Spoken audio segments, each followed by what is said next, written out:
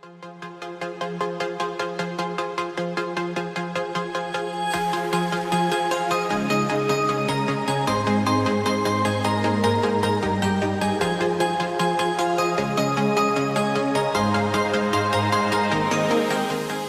원희룡 도지사가 지난 1일 마침내 사퇴를 선언했습니다. 아이 재미있는 게 원래는 이 양반이 지난달에 사퇴 선언을 하려고 했다가 이게 코로나19 확산으로 이게 좀 약간 눈치가 보였는지 사퇴 일정을 좀 미뤘거든요. 자, 그런데 진정될 기미가 보이지 않자 결국 급기야 지난달 25일 대선 출마 선언을 먼저 하고 대선 1호 공약을 발표한 후에 이 도지사직을 사퇴 선언을 하는 좀 이런 앞뒤가 뒤죽박죽되는 좀 그런 상황이 연출이 되고 있습니다. 재임 기간 7년, 원도정의 7년은 과연 어땠을까? 좀 정리하는 언론이 있지 않을까 싶어가지고 나름대로 좀 찾아봤는데 이게 보이지 않더라고요. 그래서 뭐 저희 팟캐스트라도 해야 되지 않겠습니까? 고칼의 제주판 이슈 인터뷰 조금 색다른 방식으로 좀 해보려고 준비해봤는데요. 오늘 방송을 함께할 도우미 한 분 모시고 진행해보도록 하겠습니다.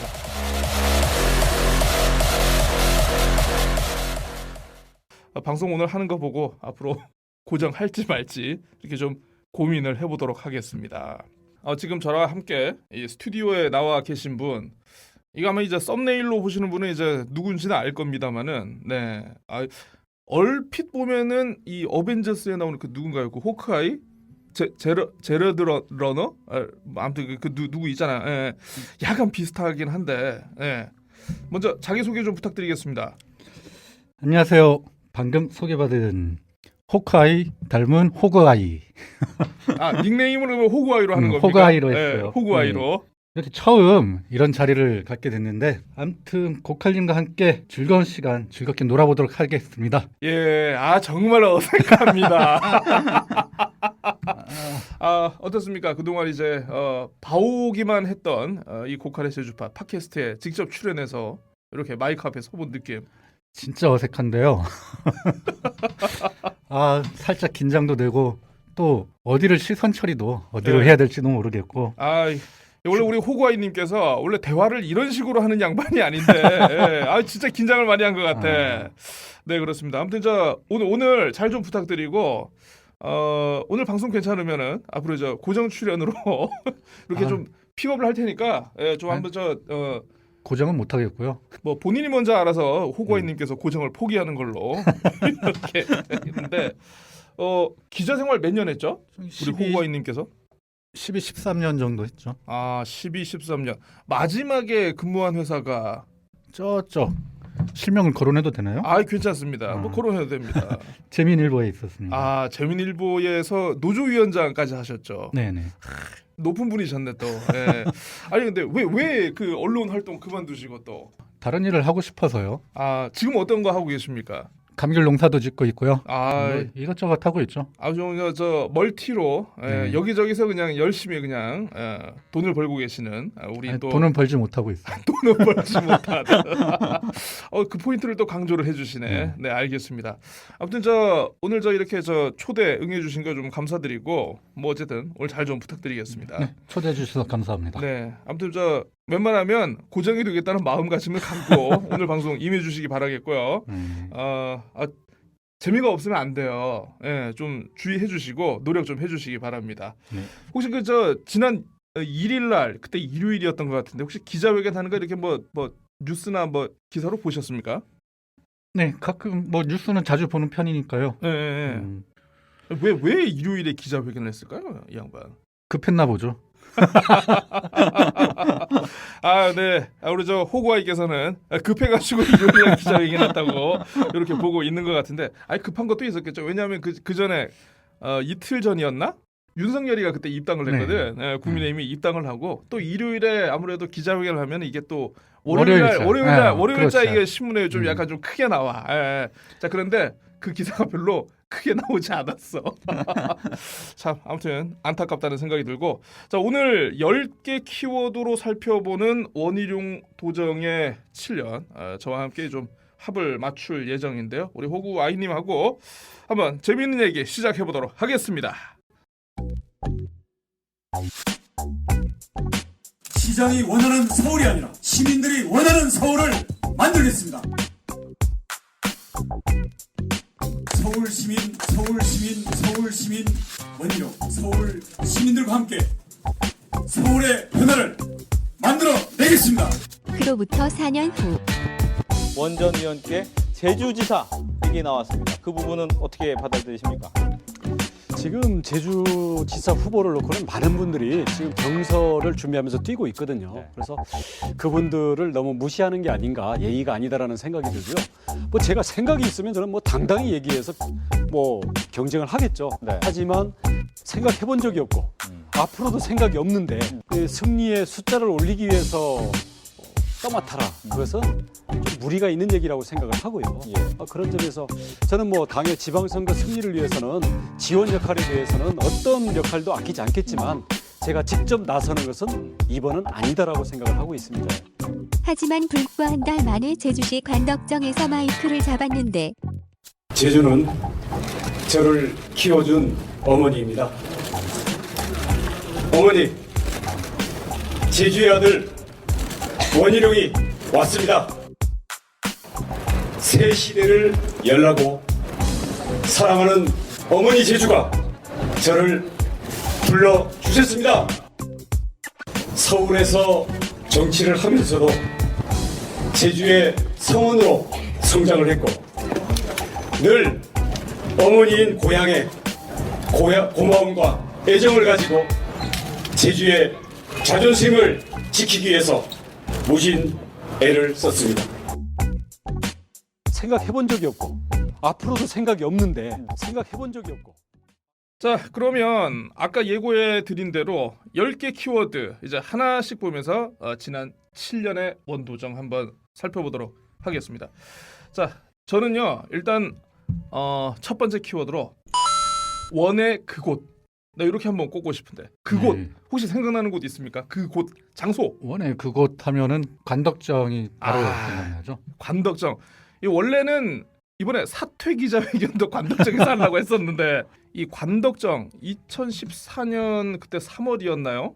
원지사가 그때 이제 출마를 위해서 제주를 찾은 곳 바로 그곳이 아닐까 싶은데 이 원래는 도지사 출마에 계속 관심 없다. 나 도지사 출마 안 할 거다. 그런 얘기 했었거든요. 네, 서울 정당 정치인이잖아요. 아 그렇죠. 그러니까 그 전에 사실 이제 2014년에 지방선거가 있으니까 그때 상황을 기억을 하면은 그때 우금민 도지사 때 아닙니까? 그렇죠. 우금민 도지사가 자기의 당원들을 긁어 모아가지고 그때가 이제 저 새누리당 시절이었으니까 네, 새누리당을 새누리당에 입당하죠. 막 입당하고 그 전에 또 이제 김태환 전 지사도 자기 사람들 막 긁어 모아가지고 새누리당에 입당을 하면서 아무튼 새누리당이 그때 되게 제주도당이 뭔가 이제 되게 당원이 그냥 급격히 증가하는 왜냐하면 그때 이게 나중에 경선 때는 당원 투표가 있으니까 그런데 갑자기 도지사에는 관심이 없다던 원희룡이 갑자기 나타나가지고 출마를 선언을 해버리니까 어떻게 됐습니까?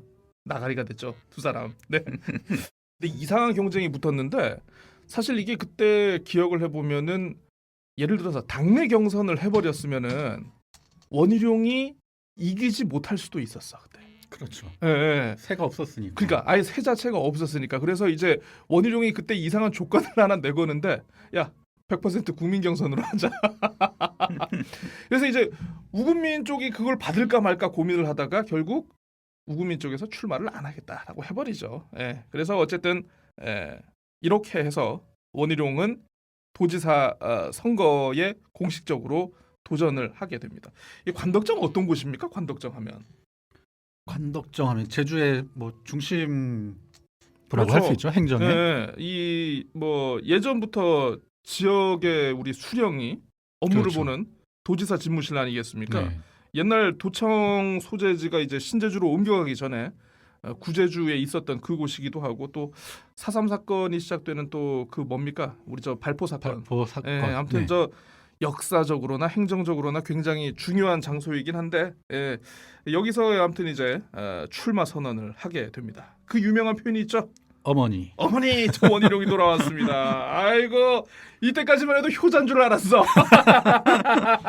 효자인 줄 알았는데 알고 보니까 뭐 이건 뭐, 어머니 제주도가 불러줬대. 이거는 뭐 여러분들의 평가에 맡겨야겠습니다만은 보는 시각에 따라 가지고는 효자인 줄 알았는데 패륜한가? 아 근데 이제는 야권 대선 주자인데 이렇게 말해도 되나? 그래요? 뭐 어떻게 뭐 띄워줘야 되나요 그러면 우리가? 잘한 건 잘했다고 하고. 뭐 그렇습니다. 오늘 뭐 저 10개 키워드 한번 살펴보면서 네. 일단은 뭐 제가 기본적으로 좀 약간 시선이 비판적이어가지고 아마 이제 뭐 이거 들으시는 분들 참고로 프렌즈원 여러분들은 이 방송 절대 듣지 마십시오. 여러분들 절대. 뒷목 잡고 쓰러질지 모르니까 절대 이 방송 듣지 마시고 아무튼 뭐 제가 좀 약간 나가면은 우리 저 호구아이님께서 조금 이제 균형추를 잡아주는 걸로 네네. 중심을 좀 잡아주는 걸로 이렇게 하도록 하겠습니다. 제가 더 나갈 수도 있으니까요. 좋아, 아주 좋아. 이런 자세 아주 좋습니다. 보십시오, 여러분. 호구아이께서 벌써 이 고정을 노리고 무리수를 막 던지기 시작하는데 오늘 한번 기대를 해보도록 하겠습니다. 자, 아무튼 요렇게 해서 사실상 이제 본격적으로 예비 후보 등록하고 새누리당 도지사 후보로 거의 단독 도지사 후보가 돼서 활동을 계속해요. 근데 아시겠습니다만 이제 2014년 그때 4월 16일에 이 세월호 참사가 발생을 하게 됐죠. 네. 그래서 사실 이제 세월호 참사 때문에 이제 전국적으로 이제 추모하는 분위기가 되다 보니까 사실 거의 후보들이 선거 운동을 하질 못합니다. 조용한 선거 운동을 하게 되는데 저는 좀 제가 봤을 때는 원지사가 되게 타이밍도 좋았고 이걸 또 잘 이용하는 좀 치밀함을 보였다. 사실 이때 뭐냐면 그 호구아이님께서 아실지 모르겠지만 그 4.3 특위 옛날 폐지법안 발의했다는 것 때문에 네. 그 상대방 그 신구범 후보 측으로부터 엄청나게 좀 약간 공세를 당하는데 조용히 대응 안 하고 그냥 조용한 선거 치르겠다고 그냥 조용히 구렁이 담 넘어가듯 조용히 넘어가거든요. 그래서 어쨌든 이제 그때 이제 6.4 지방선거에서 압도적인 승리를 달성하게 됩니다. 유효 투표수 29만 3천 표 가운데 17만 2천 표. 와우. 59.97% 거의 60이야 60. 60%. 야, 엄청난 거죠. 신구범 후보가 새정치민주연합이었는데 9만 9천. 야, 10만 표가 안 됐어. 이 양반이 35%가 안 돼요. 아무튼 이게 역대 제주도지사 선거에서 이제 가장 높은 득표율이라고 하더라고요. 그래서 이게 뭐 예전 우리 대선 때 그때 언제였나요? 2008년에 그 이명박 MB. 후보가 그때 이제 정동영을 거의 압살을 했죠. 압살. 그거보다 더 압도적인 결과로 드디어 원희룡 도정, 민선 6기 원희룡 도정이 탄생을 했습니다. 자, 어쨌든 우리가 지금 첫 번째 키워드로 원의 그곳 관덕정 이렇게 짚어봤습니다. 자, 두 번째는요. 제가 원의 라인. 원라인. 원라인. 원라인을 한번 좀 얘기를 해볼까 하는데 우리 저 호구아이님 원라인 하면 좀 어떤 거 좀 생각나세요, 좀? 그때 생각하면은 송일교. 그렇죠. 역시나 송일교죠. 역시나 송일교. 아마 이제 지금 이 방송 들으시는 분들 중에 이제 좀 약간 저희 팟캐스트는 정치에 좀 관심이 있고 지역 이슈에 대해서 나름대로 본인이 알려고 하는 분들이 많이 들으시거든요. 송일교 하면 딱 느낌이 올 겁니다. 자, 송 누굽니까? 송. 지금 국회의원이죠. 민주당 제주시가 국회의원 하고 있는 송재호 의원. 근데 여기도 선거법 위반 빠져나가는 거 보면 비슷해요. 그러게. 나이는? 그러니까 이거 좀 이따가 우리가 이제 선거법 얘기할 건데 좀 약간 비슷한 게 있네. 그러고 보니까. 자, 근데 원래 그 송재호 국회의원하고 이 원희룡 도지사하고 원래 친척 관계죠. 겐당이죠. 겐당. 그렇죠. 친척 관계고 하다 보니 그 원래 부인들끼리 원래 이렇게 좀 약간 그 친척이시잖아요. 그러다 보니까 좀 사실 송재호 의원 같은 경우 이 당시에는 저 제주대학교 교수이기도 했고 또 그 전에 또 이제 지역 정치를 계속 도전하려고 하다 보니까 지역 정치에 또 이제 예를 들어 나름대로 이제 자기의 인맥도 있었고 자기의 영향력이 있다 보니까 송재호를 통해 가지고 굉장히 여러 인사에 많이 송재호가 그러니까 여러 인사에 많이 개입을 하게 됐다라는 그런 게 있어요. 그러니까 전혀 예상하지도 못한 그런 인사들 있지 않습니까? 그러니까 지금 와서 얘기할 수 있는데 우리 옛날에 누구죠? 그 컨벤션 센터 사장했던 손정미 씨. 네. 그냥 뚝 떨어지고 그냥 어느 날 갑자기 뚝 떨어져가지고 그러니까 이게 이제 정확히 확인이 되지는 않았는데 아무튼 이제 이게 그때 이제 송재호 교수하고의 그때 이제 아무튼 연결고리가 닿아가지고 그렇게 왔다는 게 있고 또 일고 또 이제 원지사 자체가 이제 제주 일고 출신 아니겠습니까? 일고 출신 인사들도 되게 많이 등용이 됐다라고 해요. 그런데 이거는 뭐 사실 뭐 이제 데이터나 팩트로 이렇게 우리가 증명할 수 있는 건 아닌데 실제로 이제 공무원분들 얘기를 들어보면은 사실 정말 그 좀 약간 원지사의 동창이라든가 후배라든가 뭐 요런 분들이 발탁의 기회를 많이 얻긴 얻었던 것 같아. 이게.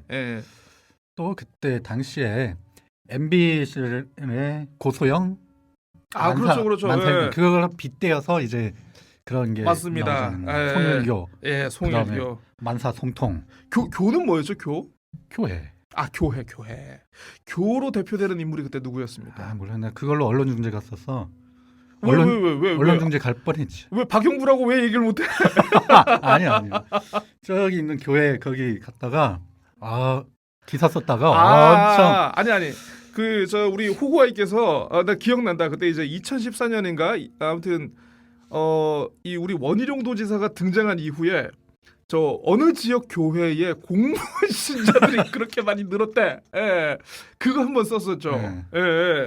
아니 그게 왜 언론중재위가? 언론중재가 한 게 아니고 항의를 엄청 받았다. 항의를 엄청 받았다고? 팩트는 팩트 아니에요. 그거 그 양반 신자 된 거.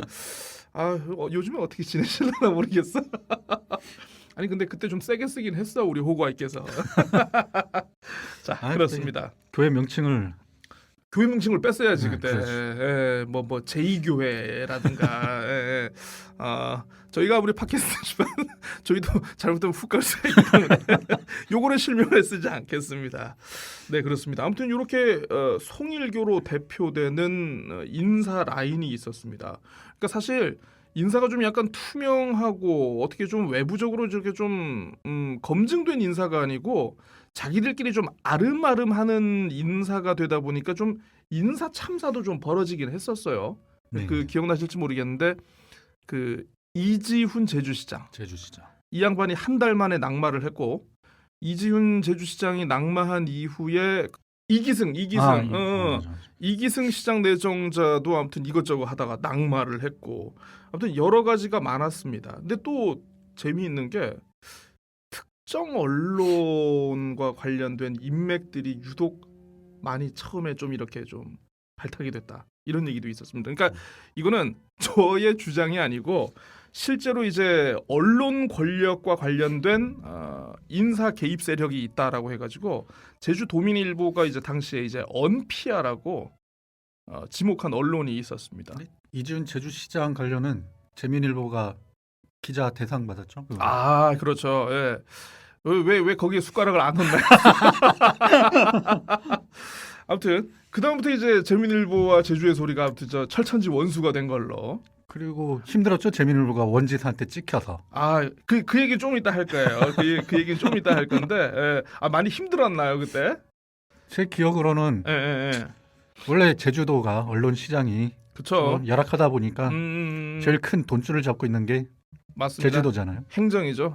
그러다 보니까 사실 행정에 찍히면은요 제주도 바닥에 진짜 언론 생활 하기가 어렵습니다. 그러니까 뭐 사실 우리가 이제 뭐 중앙 언론도 뭐 정부나 이제 청와대에 찍히면은 사실 힘들기는 하지만 그래도 거기 시장 자체가 넓으니까 그나마 조금 버틸 수는 있는데 제주도는 뭔가 언론을 하기 위해서는 너무 환경이 안 좋은 게 일단 언론 시장도 작을 뿐더러 또 이제 관에 많은 걸 의존하다 보니까 관에서 좀 약간 밑보이면은 이게 굉장히 생존 자체를 고민해야 되는 좀 그런 면이 분명히 있습니다. 그래서 고칼이 지금까지 살아있다는 것도 신기합니다.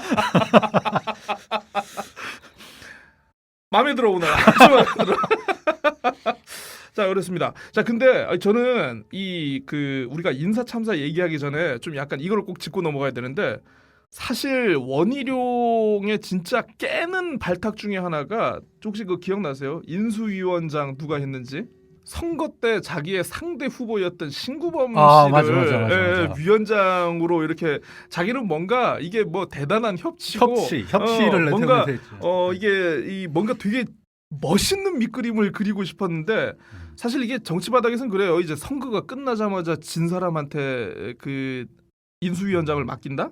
그리고 잔인하죠. 그 사람은 또 덜컥걸 또 수락을 한다. 이거는 사실 수락한 사람도 그렇고 수락 받은 사람도 그렇고 이건 정치 상도위가 없는 겁니다. 그래서 그때 민주당이 굉장히 반발을 했어요. 그러니까 사실 우리가 좀 이따 얘기를 하겠지만 원희룡은 이때부터 뭔가 그림을 그리고 싶었던 거야.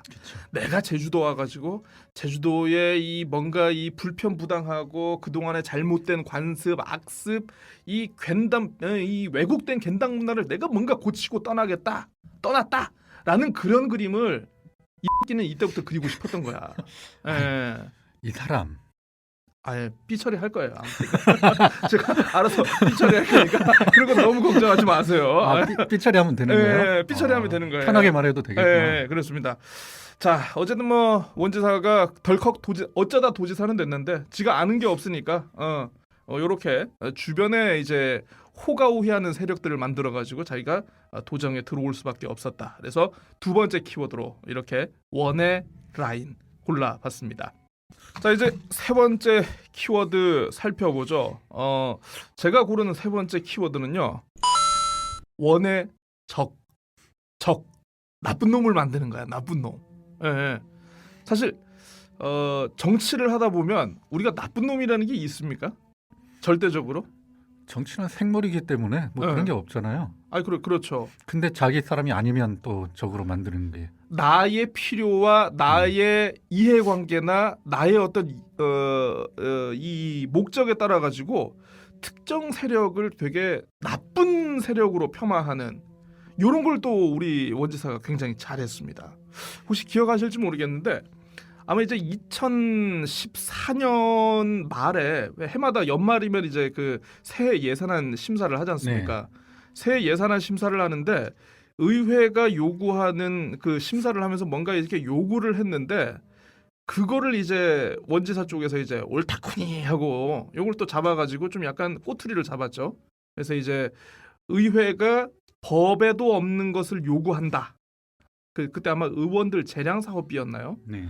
요걸 아무튼 그 전국 라디오 방송에 나가가지고 자기들끼리 뭐 눈이 멀어가지고 뭐 욕심이 껴가지고 사심이 껴가지고 요렇게 한다라고 해가지고 의회 자체를 심지어는 자기가 새누리당 소속인데 그때 새누리당 도의원들이 많았잖아요. 네. 새누리당이 다수인 도의회 자체를 적으로 만들어버리는 아무튼 놀라운 능력을 발휘를 했습니다. 상당히 의회하고 사이가 안 좋았죠 그때. 네, 그렇죠. 뭐 이제 뭐 하나 해도 굉장히 틀어지고 뭐 하고 그랬는데, 야, 근데 저는 그때까지만 해도 좋아. 그러면 의회하고 이왕이면 저렇게 틀어져가지고 뭔가 이때까지 예산 관련해가지고 잘못된 관행을 뭔가 정상화시킬 수 있겠구나라는 생각을 했습니다만.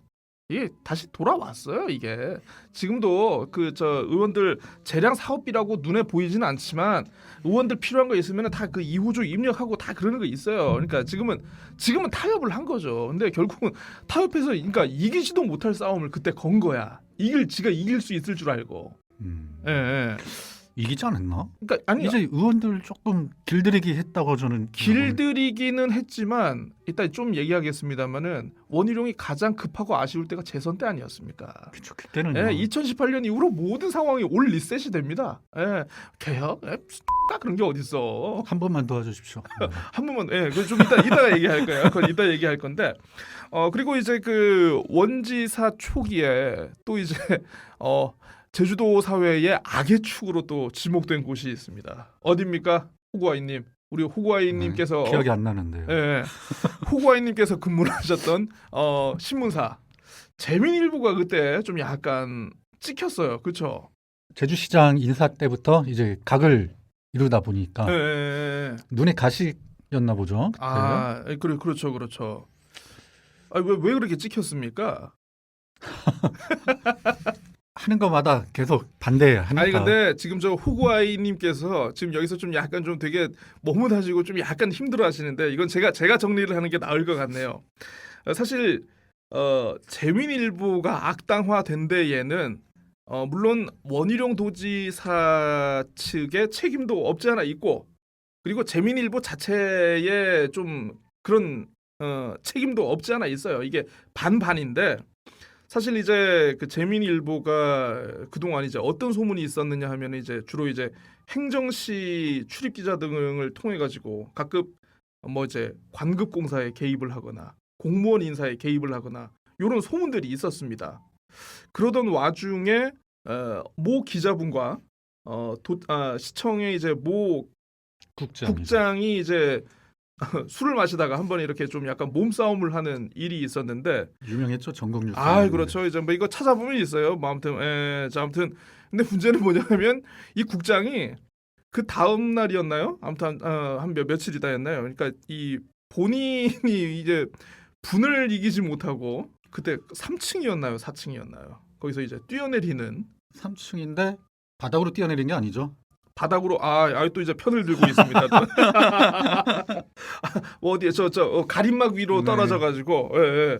아니 근데 뭐냐면 이게 처음에 이 기자와의 몸싸움으로 간부 공무원이 뛰어내렸다. 건물에서 투신을 했다라는 것만 이제 이게 이 점만 부각되다 보니까 이게 그 기자 갑질 사건으로 이렇게 그렇죠. 네이밍이 붙여졌습니다. 그러니까 저는 이걸 가지고 그때 어떤 식으로 봤냐면 심지어 그분이 병원에 입원해 있을 때, 그러니까 병원에 입원해 있을 때 원지사가 직접 가가지고 병문안을 하고 손을 꼭 잡아주죠. 잡고 네. 우리 공직자들이 국장님과 함께 아무튼 응원하고 있으니까 이렇게 하는 모습이 이게 포착이 된 거예요. 그거를 퍼뜨렸죠. 그 그렇죠. 사진을 찍어. 그 사진을 퍼뜨렸고 또 뭐냐 하면 그 전에 이분이 점프를 하기 전에 그 문자 메시지를 여러 사람에게 보냈습니다. 그때 이제 도의원한테도 보냈고 그때 이제 이른바 제주도에서 가장 끝발이 좋기로 소문난 왕 실장, 형광식 비서실장에게 문자 메시지를 그때 보냈었죠.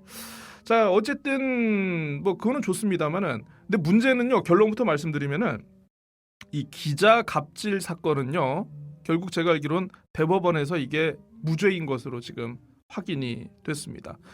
그리고 이제 그 당시 기자분 쪽에서도 이 간부 공무원을 쌍방폭행으로 아마 그때 이제 고소를 제가 했다는 것으로 알고 있는데 아니 쌍방 고소를 안 했어요. 쌍방 고소 안 했나요?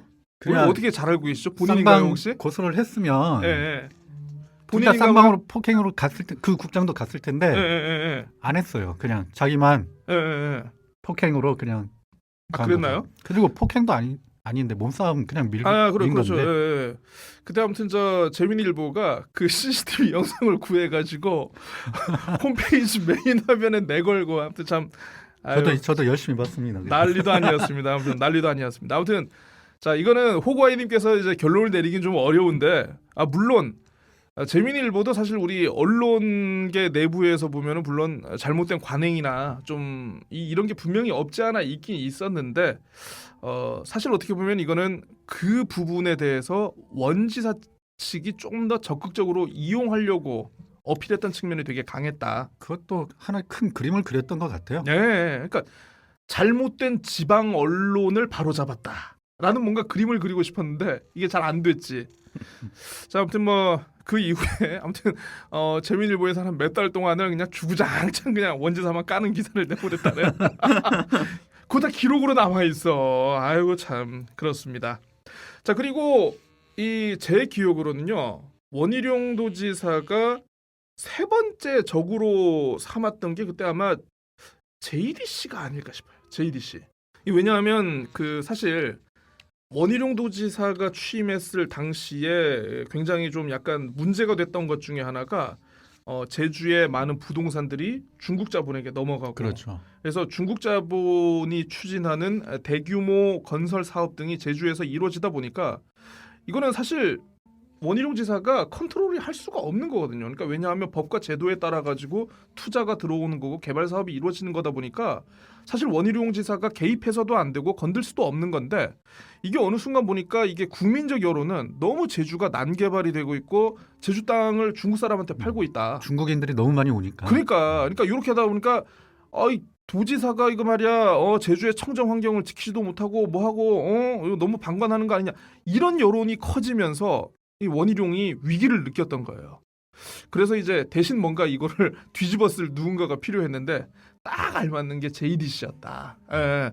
사실 어느 정도였느냐 하면 JDC와 관련해 가지고 제주도가 사사건건 대립각을 세우는 게 많았습니다. 그러니까 지금이야 문재인 정부니까 이제 지금의 JDC와 제주도가 좀 약간 틀어지는 게 이상하지 않은데 옛날에 이제 박근혜 정부 때도 박근혜 정부 심지어는 박근혜 정부에서 임명된 이사장하고도 굉장히 사이가 안 좋고 그때 당시에 또 이제 우리 호구아이님께서 근무하시는 이 재민일보 회장님께서 김택남 회장님이 여기 이사장으로 간다라고 하니까 그거에 대해서도 고춧가루를 뿌리고 아무튼 여러 가지 개입을 많이 하고 JDC가 분명히 좀 약간 비판을 받을 지점은 분명히 있습니다만은 너무 악마화시킨 제주도장이 사실 나중에 보면은 우리 저 예래 휴양령 주거단지도 뭐 물론 JDC도 잘못을 했습니다만은 사실 행정의 잘못도 크거든요. 예. 근데 어느 순간에 보면 자기는 싹 빠져나가려고 하고 있어. 네, 그렇습니다. 아무튼 원의 적, 나쁜 놈 만들기 세 번째 키워드로 한번 다뤄봤습니다. 자, 그러면 네 번째 키워드로 한번 넘어가 보겠습니다. 제가요, 네 번째 키워드는 원의 희망이라고 한번 좀 이름을 붙여봤습니다. 원의 희망. 원지사에게 뭔가 희망을 줄 수 있는 새로운 아이템이 생겨났습니다. 그게 바로 무엇이겠습니까? 블록체인? 근데 진짜, 정말 제2공항? 예, 그렇죠. 제2공항이죠. 예. 예, 사실 우리 저 원지사께서 허송세월을 보내면서 지금 어떻게 하면 중앙 정치에 복귀를 해볼까 이렇게 이제 고민만 하고 있었는데 원지사에게 바로 이제 기회가 찾아옵니다. 내가 제2공항 요거 하나만 내 고향에 해주면은 나는 여기서 10년, 20년 도지사를 한 것보다 한 사람보다 훌륭한 성과를 나는 만들고 떠나는 것이다. 라는 이런 생각을 했던 것 같아요. 그래서 2015년 11월 10일에 제주공항 인프라 확충 타당성 용역 결과가 발표가 됐는데 사실 용역 결과를 발표를 했으니까 이게 입지가 선정됐다고 볼 수는 없는 것이거든요. 근데 이제 결과가 발표되자마자 그때 원희룡 도지사하고 구성지 도의회 의장하고 대도민 기자회견을 엽니다. 이제 제주공항 인프라 확충에 대한 이제 국토부에 정부의 안이 나왔으니 모든 도민들이 이제 힘을 합쳐 나가자 결론을 내버리는 거죠. 좀 뭔가 좀 추임새를 좀 넣어줘. 우리 호구아이님께서 네 오늘 이제 이 처음으로 하는 팟캐스트다 보니까 난 누군가 여기는 어딘가 지금 잠깐 좀 혼란스러워하고 있습니다. 30분 지났다고 하길래.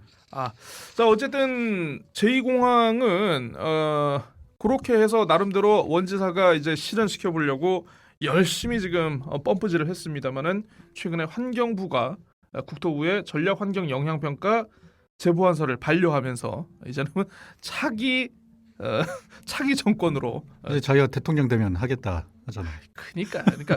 그러니까 원지사도 이제 자기가 이제 어쩔 수 없이 뭐 이게 도민 여론조사를 해봐도 반대가 높게 나오고 이게 어떻게 지금 밀어붙일 수 없는 상황이 되니까 본인도 아싸리 해가지고 그냥 설러불라 해가지고 좀 떠나는 거예요 지금.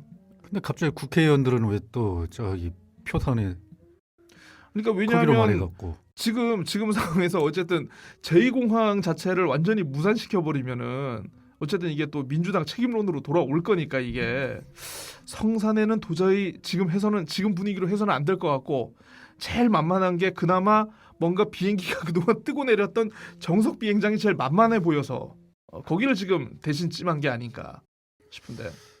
대한항공 주식을 사야 되나? 대한항공이요 많이 힘들어요. 요즘 돈도 많이 없어가지고 제가 봤을 땐 대한항공이 아마 그 정석 비행장을 정부가 팔라고 하면은 아마 팔 수도 있지 않을까 이런 생각이 듭니다. 아시아나 사서 돈이 없나? 아시아나는 안 샀어요. 예. 안 샀어요? 예. 자 그리고 다섯 번째 키워드 넘어가겠습니다. 항상 느끼는 거지만 우리 그래도 원지사님은 그래도 중앙 정치를 오래 해가지고 삼선 국회의원 출신 아니겠습니까? 네. 정치적 본능이 너무 좋아. 그래서 세 번째 키워드 원의 본능 이렇게 골라봤습니다. 지금 보면은요 그 문재인 정부하고 이제 사사건건 대립하고 이렇게 좀 약간 부동산 정책이라든가 아니면 뭐 이제 최저임금 관련해 가지고 여러 정책에 대해서 지금 거칠게 대립하는 모습을 보이는데 이거 박근혜 때 혹시 그러는 거 보신 적 있습니까? 박근혜 때 박 대통령한테 찍혀서 제주도로 쫓겨났다는 설이 있을 정도로 그렇죠. 예. 아무튼 박근혜 그러니까 왜냐 그때만 해도 이 새누리당 안에서 친박 세력들이 워낙 힘을 발휘하고 있던 때라 가지고 또 이제 우리 원지사는 또 이제 친박이 아니지 않습니까? 그렇죠. 친박한테 찍히면은 아무튼 아작이 나기 때문에 정부의 정책과 아무튼 요 관련해 가지고는 정말 그때 원지사 지금 기억나는 게 찍소리도 내지 않았습니다. 중앙에 신경을 껐던 것 같아요. 그러다가 조국 맞아. 조국을 까면서 이제 막 중앙 정치에 이제 그러니까 좀 약간 이게 순서가 어떻게 됐냐면 옛날 박근혜 정부 때 그때 이제 국정교과서, 역사교과서를 그때 만들려고 합니다만은 아시겠습니다만 또 이제 우리 제주 같은 경우 또 이제 사삼에 사삼. 상처가 있는 곳 아니겠습니까? 그러다 보니까 그 당시에 추진이 됐던 역사 국정교과서대로 기술이 되면은 사삼은 정말 완전 폭동이 폭동. 되는 그 정도 상황으로 지금 그때 갔어요. 근데 사실 그 정도가 되면은 그래도 중앙 정치 활동을 오래 했고 나름대로 새누리당 소속이고 원지사가 좀 뭔가 목소리를 내줘야 되는데 이와 관련해 가지고 원지사가 나는 할 말 없다. 노 코멘트 하겠다. 국정 교과서에 대해서 노 코멘트를 하겠다.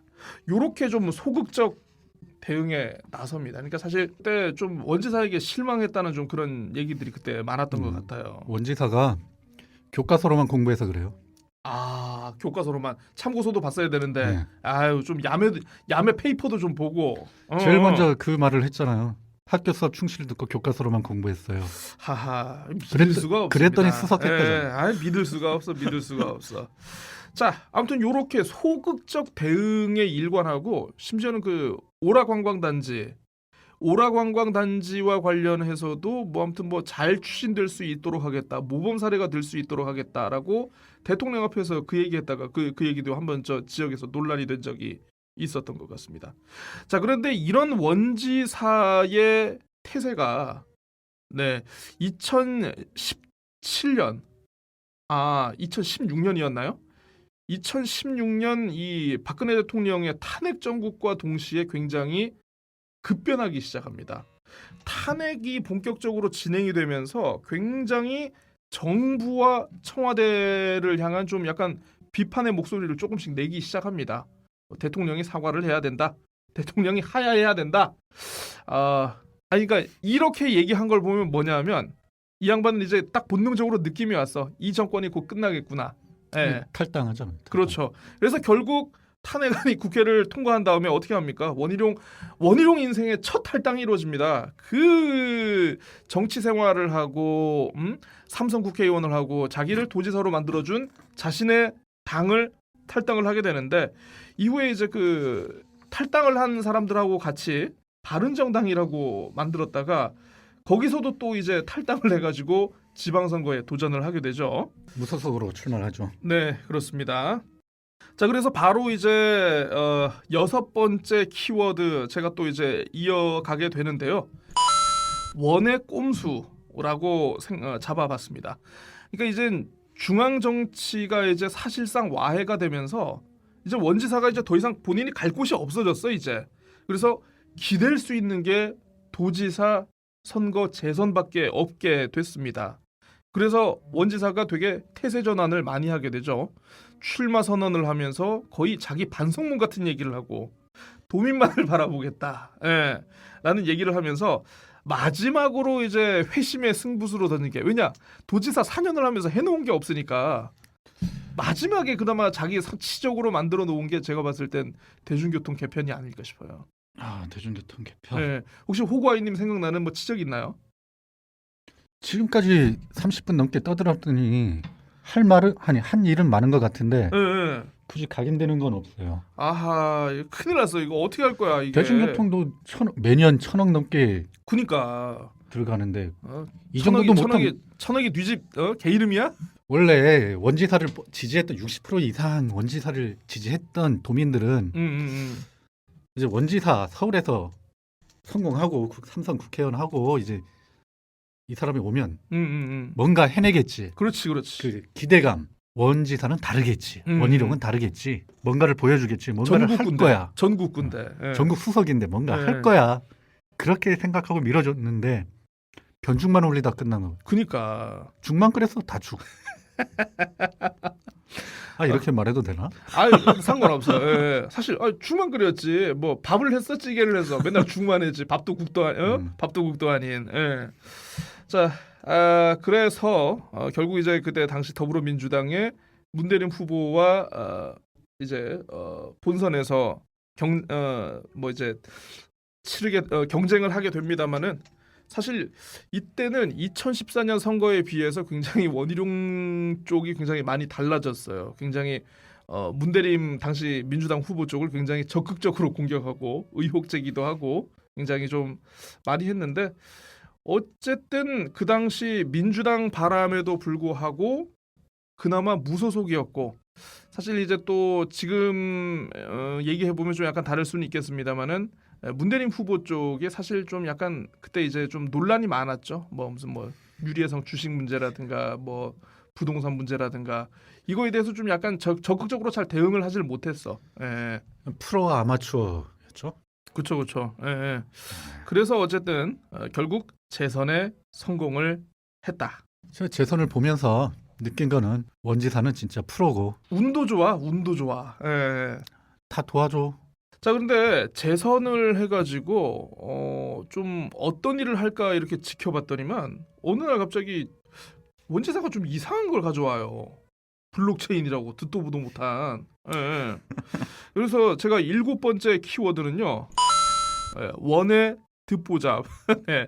블록체인 얘기를 좀 할까 싶은데 사실 블록체인 얘기는 저도 그때 이제 뭐 이것저것 뉴스를 준비하면서 많이 알아도 보곤 했습니다만 지금도 잘 모르겠어요. 이건 저도 기사를 많이 썼는데 네, 이걸 뭘 하겠다는 건지. 블록체인 특구 지정을 하겠다고 막 하는데 이게 뭐지? 쓰면서도 이게 뭐지? 아니 그러니까 뭔가 블록체인이 그 당시 되게 또 유행했죠. 뭐 비트코인 뭐 암호화폐. 관련해 가지고 유행은 했는데 그러니까 이제 결론적으로 그거야.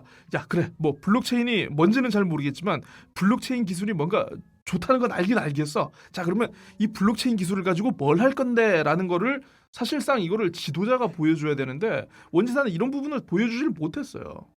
블록체인이 좋다라는 것만 얘기를 하고 이걸 가지고 우리의 제주의 앞날이 어떻게 달라진다 이런 걸 보여주지 못하고 오히려 이상하게 블록체인과 관련해 가지고 암호화폐를 발행해야 된다. 뭐 암호화폐 거래소를 제주도에 유치해야 된다. 이런 헛소리만 하니까 이거 정부가 해줄 리가 있습니까? 블록체인도 그렇게 유야무야 먼지가 되어서 날아갔는데 지금은 사라졌나요? 이제 뭐 거의 사라졌다고 봐야죠. 근데 이때 블록체인이 제가 알기로는 원지사가 자신이 구상한 게 아니고 원지사 주변에 좀 IT 쪽 사람들이 좀 있는 것 같아요. 그때 모셔왔잖아요. 국장으로. 예. 아무튼 뭐 무슨 스타트업 관련이니 뭐니 해가지고 이런 사람들이 있는데 이 사람들이 사실상 2018년 지방선거 때 원지사에 선거 운동을 했던 양반들이거든요. 뭐 물론 순수한 의미에서 선거 운동을 했다고도 볼 수 있겠습니다만 사실 선거 운동 돕는 사람들 그렇게 순수하게 돕는 사람들 있습니까? 그쪽을 통해 가지고 아마 블록체인이 좀 약간 공약으로 가고 뭔가 좀 하려고 했던 것 같은데 최근에 보니까 그 KBS 보도 있잖아요. 그 제주도청 전현직 국장하고 개방형으로 뽑힌 그 간부들이 업자들하고 이제 부적절한 술자리를 했다라는 게 바로 그쪽 관련된 부서 그쪽이거든요. 아무튼 이거는 경찰 조사가 지금 진행이 되고 있는데 제 예상으로는 이거 아마 좀 클 겁니다. 이거 아마. 내부 고발이라는 말도 있던데. 네, 내부 고발이 맞아요. 네, 그때 그 술자리에 있었던 공무원 한 사람이 그걸 뭐 아무튼 언론사 제보도 하고 감사위원회에도 이거 문제 제기하고 했는데 이게 어떻게 좀 약간 유야무야 잘 안 되니까 국민권익위원회에 직접 찔렀다라고 제가 이렇게 전해 들었습니다. 그러니까 공식적인 건 아니고요. 제가 뭐 건네 들어가지고 그 정도로 알고 있다라는 뭐 그런 건데 이건 아무튼 좀 더 지켜봐야 돼요. 이거는 네. 되게 클 것 같아요. 이 원희룡의 두 번째 듣보잡.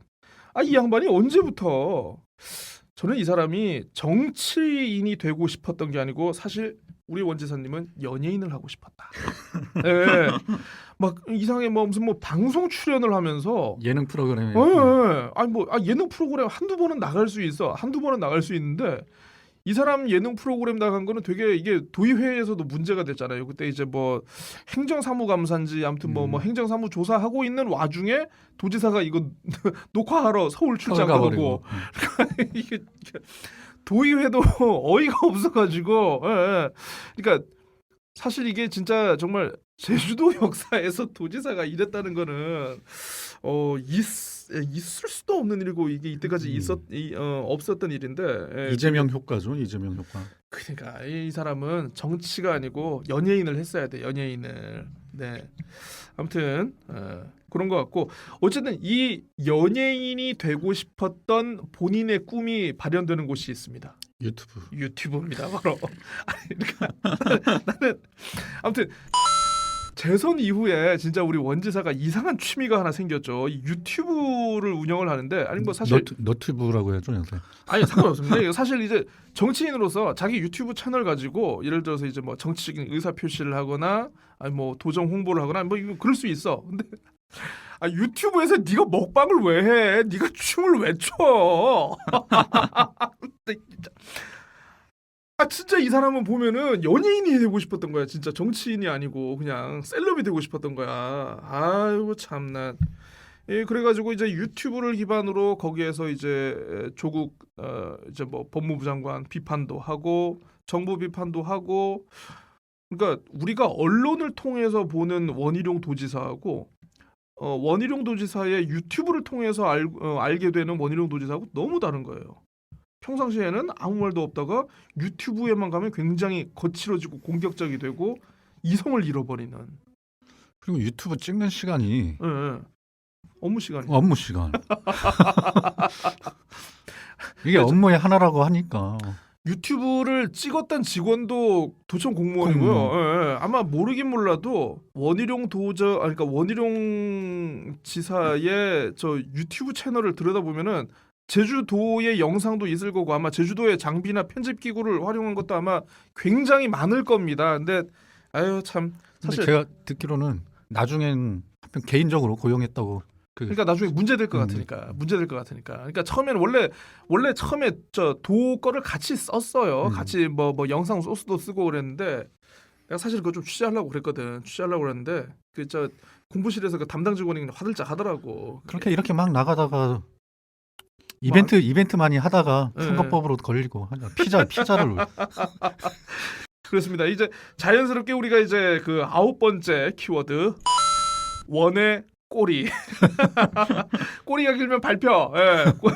선거법 위반. 야, 저는 물론 옛날에 이제 김태환 지사 그 선거법 위반 관련해 가지고 대법원까지 올라갔을 때 그때 대법원에서도 한번 제가 취재를 한 적이 있었습니다만은 원희룡 도지사처럼 좀 뭐라고 해야 되죠? 좀 약간 존존하고 사소하고 좀 약간 뭐 같지도 않은 걸로 되게 선거법 위반 많이 걸린 게 아마 이런 도지사가 있었을까 싶어요.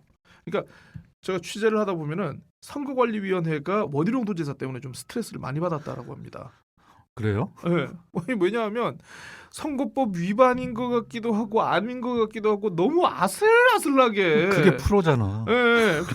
그러니까 뭐 이게 뭐 공식적으로 확인된 건 아니겠습니다만은 선거관리위원회가 좀 약간 위험하다 싶으면은 이게 본격적으로 뭐 조사를 하기 전에 좀 저 공명선거 뭐 공직선거법 준수 촉구하는 공문을 보냅니다. 공문 여러 차례 보냈어요. 아이고 지사님 제발 이러지 맙시다. 우리 좀 위험합니다. 그죠? 그런 거 되게 여러 개 보냈는데 아마 2건으로 아마 이제 공직선거법 위반 재판을 받았죠. 첫 번째가 이제 지방선거 운동 당시에 이제 관광대학교 사전선거 운동. 네, 그렇죠. 이제 관광대학교 이제 그 학생들한테 청년 정책 관련해 가지고 이렇게 좀 사전 선거 운동을 한 거 같고 그리고 이제 또 김밥이랑 그 우리 저 서귀포에 아주 그 유명한 모 웨딩홀이 있습니다. 옛날에 이제 그 김재봉 시장과 연결이 되어 있는 곳인데 김재봉 시장의 아무튼 그때 누가 하는 웨딩홀이었죠. 여기가 아무튼 친척이 하는 것이었나? 천암이요. 예, 아, 아무튼 이렇게 밝혀도 되나? 아무튼 그 사실 김재봉 시장 재임 시절에도 왜 그 웨딩홀에서 그렇게 행사를 많이 할까? 공무원들 예. 행사는 맞아요, 거기 가야죠. 맞아요. 예. 아무튼 거기에 이제 오태휴 전 공보관 그리고 오경생 전 서귀포 의료원장. 따지고 보면 이거 다 우금민 사람들이네. 그렇지. 이 사람들 근데 우금이는 또 딴 데 갔다. 아무튼 요렇게 사전선거 운동 때문에 참 불미스럽게 이렇게 좀 경찰에 출석하는 일이 있었습니다. 결국 벌금 90만 원을 받아가지고 아슬아슬하게 도지사직을 유지하게는 되는데 이 양반이 가만히 있으면 상관이 없는데 또 일을 저질러 또 오늘 갑자기 이제 그 택배 기사님처럼 이렇게 이제 좀 꾸미고 헬멧 쓰고 이렇게 뭐 조끼 입고 해가지고 피자를 들고 어디 있죠? 더 큰 네일센터 교육생들한테 가서 피자를 돌렸네. 예. 무슨 돈으로? 부서 업무 업무 추진비로. 추진비로. 지 돈을 쓰든가 이 양반아. 자기 그러면서- 돈으로 썼으면 안 걸렸을 거예요. 그러면서 저 보도 자료는 도지사가 피자를 쏜다. 그게 문제가 되죠.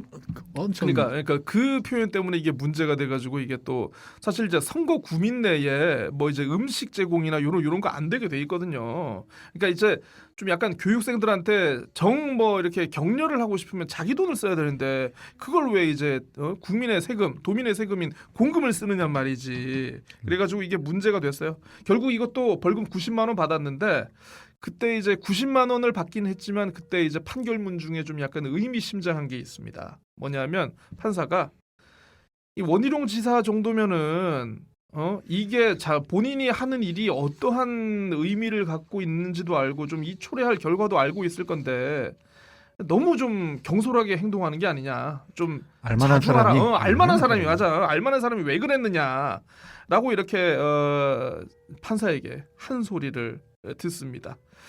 어쨌든 뭐 참 저희가 이제 9개의 지금 키워드를 하면서 참 되게 거침없이 달려왔는데 근데 그때 공보관들도 걸리고 그렇죠. 막 예, 예. 나중에 무죄 나왔지만 공보관이 옛날에 그 문대림 뭐 골프장 그것도 그렇고 또 선거 때 그거 있어요. 또 무슨 뭐 문대림 쪽에서 뭐 무슨 뭐 드루킹 유사한 게 있었다 뭐 좀 했는데 이것도 다 무혐의 났거든. 없는 걸로. 그러니까 그 관련해 가지고 절대 사과 안 해요. 고경호나 강영진이나.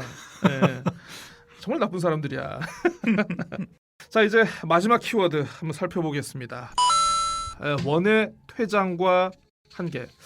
사실 원지사가 2014년에 도지사로 나타날 때부터 퇴장은 어떻게 보면 예고된 건지도 모르겠습니다. 그러니까 사실 이때까지의 제주를 거쳐간 도지사, 그러니까 제주도지사를 거쳐간 사람들하고는 달리 원희룡 도지사는 도지사 이상의 목표가 있는 거기 때문에 사실 끝이라는 게 사실 이제 사퇴라는 게 예고된 건지는 모르겠습니다만은 사실 좀 약간 방식도 그렇고 모양도 그렇고 또 본인의 약속한 거와 달리 좀 약간 이게 도민들에게 먼저 양해를 구하지 않았다는 면에 대해서는 좀 약간 아쉬운 면이 좀 있는 것 같아요. 어떤 게 좀 아쉬웠어요?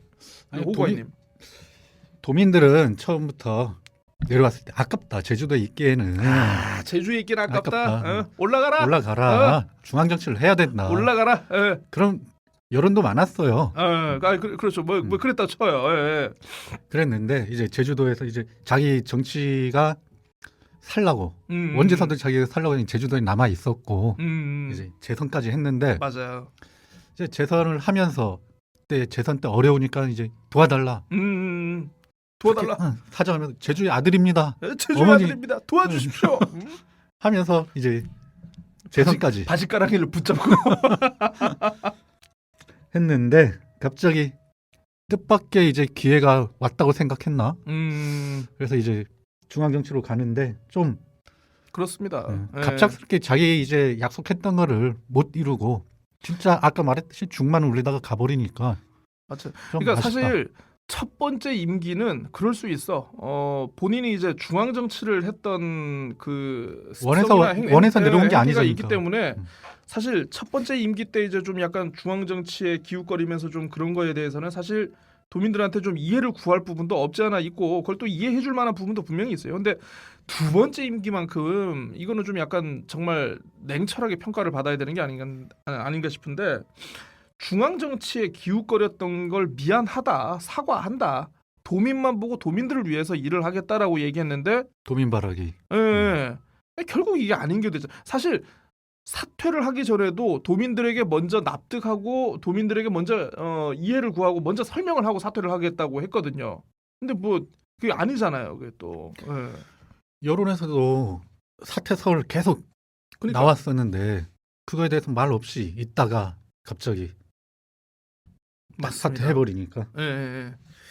참 그런 면에서 참 도민의 한 사람으로서 정말 좀 아쉽다라는 그런 얘기를 좀 드리고 싶고요.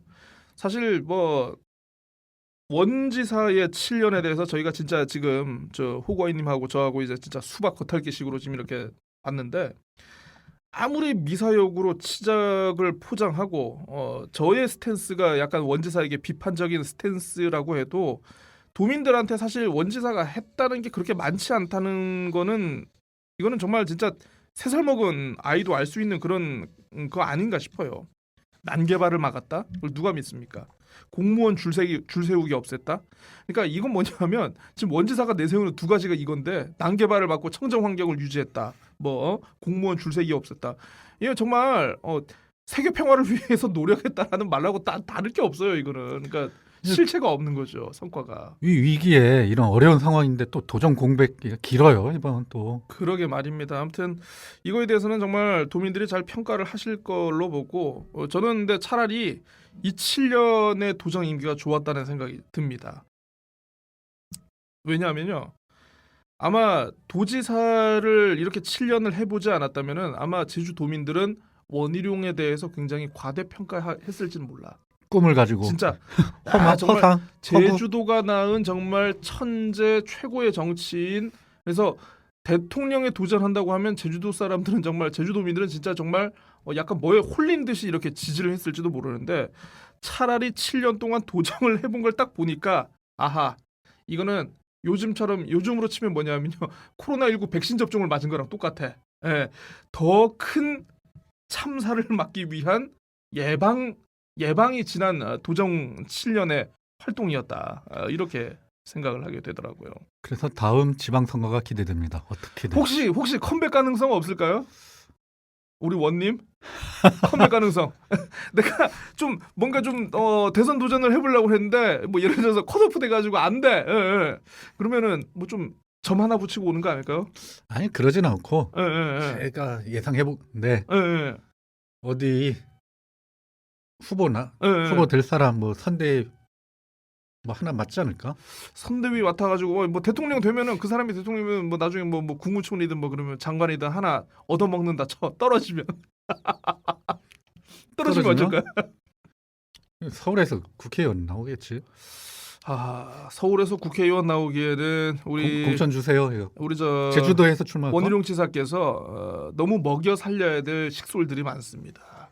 그 많은 사람들 다 어떻게 할 거야? 국회의원 한다고 해도 그 자리 많이 못 줘요. 그거 국회의원 별로 영향가 없어. 자, 아무튼 이렇게 오늘 호구아이님 모시고 이렇게 저희가 지금 거의 1시간 됐네요. 1시간 동안 두서없이 떠들어봤습니다. 어떻게 뭐 좀 들을만 하셨는지 모르겠는데 일단 클로징하기 전에 먼저 호구아이님께 오늘 출연 소감 한번 좀 들어보도록 할게요. 오늘 좀 첫 팟캐스트 방송 출연 어떻습니까? 너무 정신없이 네. 시간이 지난 것 같고요. 네. 또 제가 무슨 말을 했는지도 기억도 안 나고. 오늘 좀 긴장하셨네요. 오늘 좀 긴장하셨는데 아무튼 저 다음 녹음할 때는 조금 긴장 좀 풀고. 다음 녹음이요? 네. 아니요, 저 고정 안 할 거예요? 아무튼 다음 녹음할 때는 우리 저 호구아이님하고 좀 더 자연스럽게 좀 약간 티키타카하는 잘 되는 모습 좀 한번 보여드릴 수 있도록 좀 노력을 해보겠습니다. 아마 오늘 한 것 중에 편집을 많이 해야 될 것 같아요. 편집 안 할 거. 구독, 좋아요 눌러주세요. 네. 아무튼 뭐 이거는 저 우리 호구아이님의 순수한 마음으로 전해드리는 거니까 아무튼 관심 가져주시고요. 아무튼 저랑 이제 지방선거 이제 한 1년 앞으로 다가왔으니까 우리 뭐 한 1-2주에 한 번씩 모여가지고 이렇게 정치 얘기하는 좀 특별한 시간을 좀 한번 가져봤으면 좋을 것 같습니다. 그래서 이슈 인터뷰도 아니고 코너 이름 아직 생각은 못 해봤는데 코너 이름을 좀 더 고민을 해보고 여러분께 정식으로 다시 소개해드리도록 하겠습니다. 자, 오늘 고생하셨습니다. 네, 고생하셨습니다. 네, 고맙습니다. 안녕히 계십시오. 들어가겠습니다. 안녕히 계세요.